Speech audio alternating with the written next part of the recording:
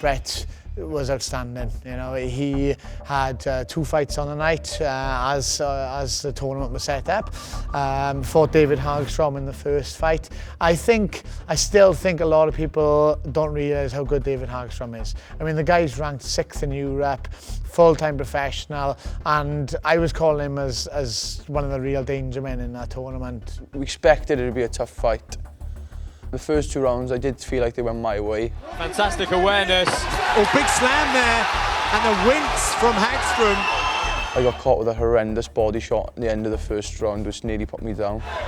As he gets a bit of range, and that's a very big body kick. Yeah, and there from Hagstrom.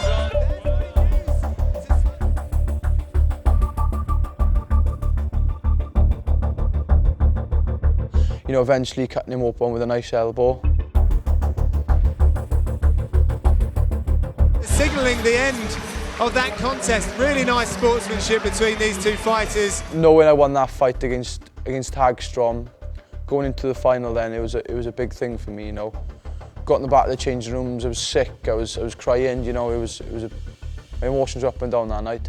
The drama of the tournament format played itself out because Pennington, who won the other side of the bracket, he wasn't able to continue, which obviously is a bit of a shock. I mean, we'd prepped for those guys, but in came a youngster called Jordan Desborough, wrestler, out-and-out wrestler, touts himself as a wrestler as well. So I think they thought they were going to put Brett on his back and beat him in his own game.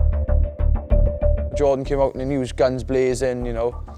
We didn't prep for him at all, and you know, went out there. I had a bit of a shock first of all when he wanted to wrestle me. I just thought, why did you want to wrestle me for? Because I'm the wrestler. I basically, in the fight, blacked out, don't remember what happened half the time. But like you say, you just switch off and you get on with it. Both do have very similar fighting styles. Brett Johns with another good pickup. To try and clinch that gold. This really is the highlight of these young fighters' careers.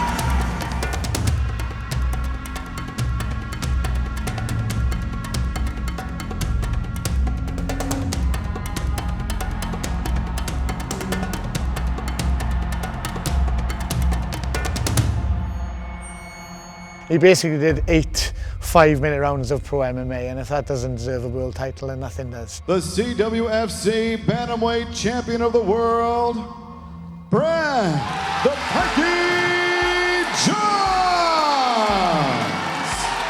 So the belt stays here in Wales. Brett the Pikey Johns is the world bantamweight champion. He is undefeated. He was the overwhelming underdog coming into this competition amongst the other 4 original candidates. But he sees off the competition, and the young 21-year-old is the champion. The first ever Welsh World Champion. To say that, it doesn't even feel real, to be honest. It's been a hell of a journey, but I got it at the end.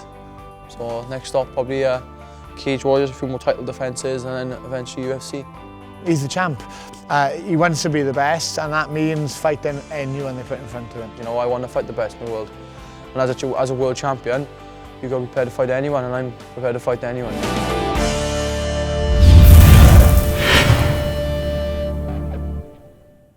I just want to say thank you to all my friends and family. You know, half my mates were drunk, half of them couldn't remember the fight, but you know, they were big support from me. I want to thank all my sponsors, you know, I go through them all now. Tanabe, AP Drainage, Specialist Nutrition, Tatami. I think that's it in the sponsorship side. And I want to thank, obviously, the gyms. Without the gyms, I won't have this belt, and that's a fact. Joanna School of Combat in Bont, and I want to thank Chris Rees and the Chris Rees Academy for, well, helping me get this belt. This isn't a win for me as such, it's a win for the gyms, and you know, I just got the belt to show it. I'm just happy and overall.